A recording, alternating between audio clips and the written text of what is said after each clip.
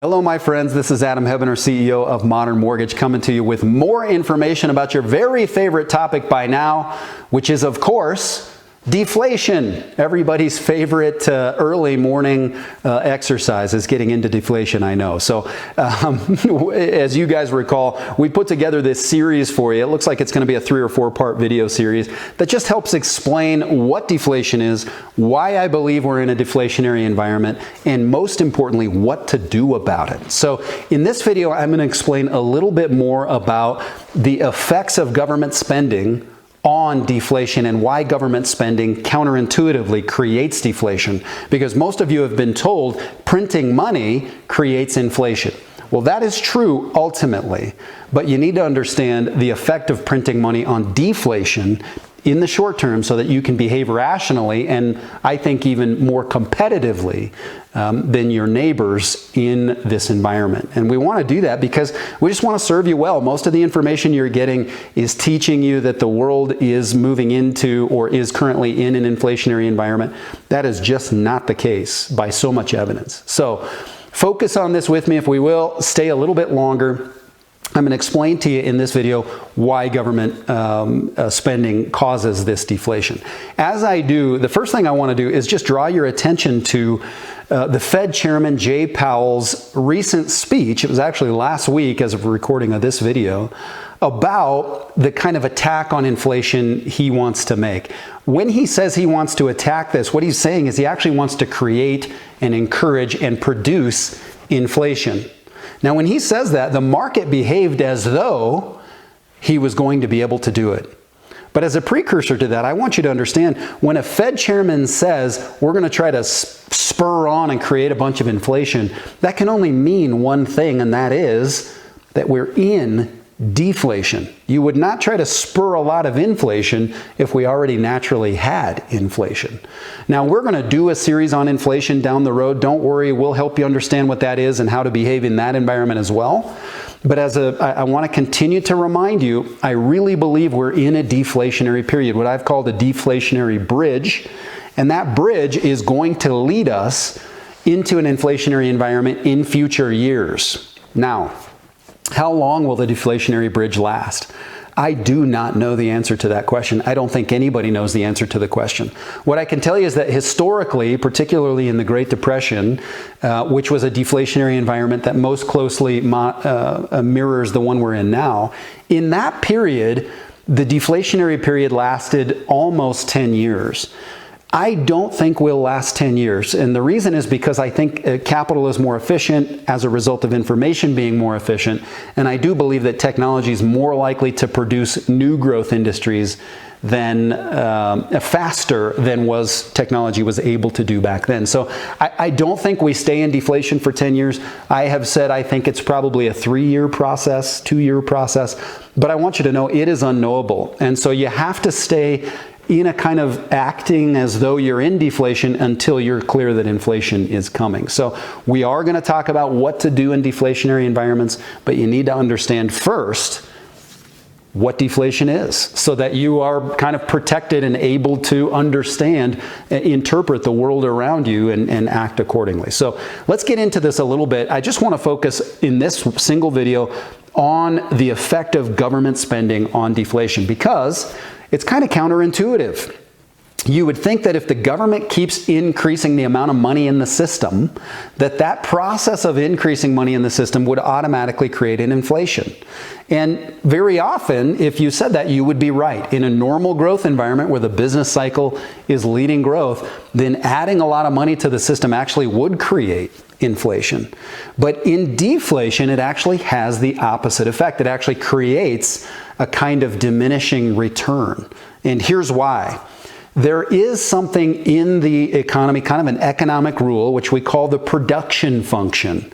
This describes the way technology interacts with the 3 inputs into the economy. Now, to create the inputs into the economy, you've really only got 3 levers you can pull. There are only 3 levers that can be pulled that build an economy. They are land, labor, and capital. This was identified by Adam Smith in a book called The Wealth of Nations way back, believe believe it or not, in the 1700s, a remarkable, brilliant man who determined these three inputs into the economy.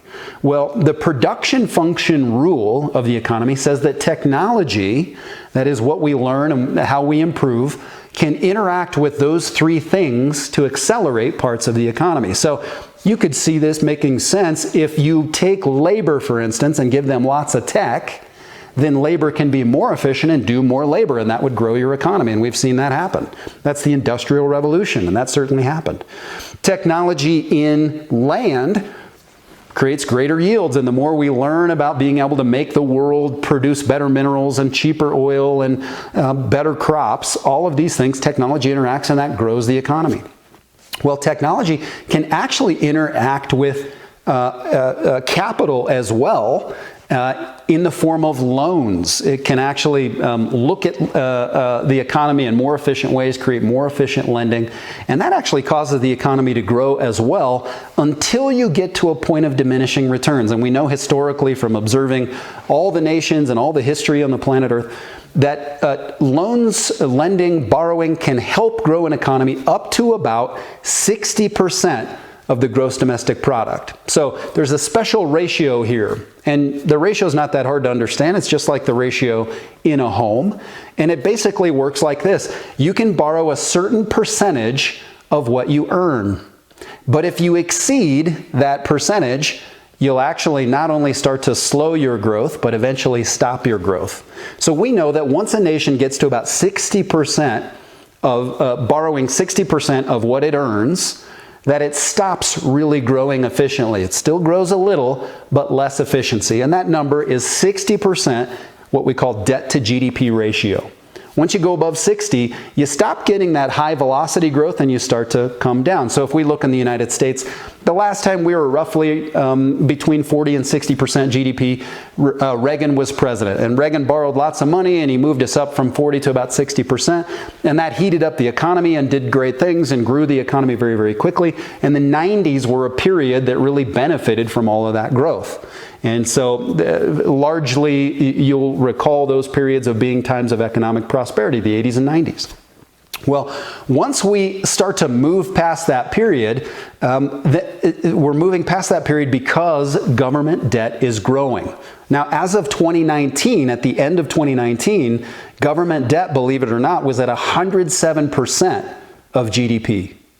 That means we were spending 107% of what we made. So for every dollar we made, we spent $107 or $1.07 to make it. So to earn 100, hopefully I don't confuse you here, we had to spend 107 to earn 100. Well, you can see that's no longer efficient. Now you have triggered the law of diminishing returns.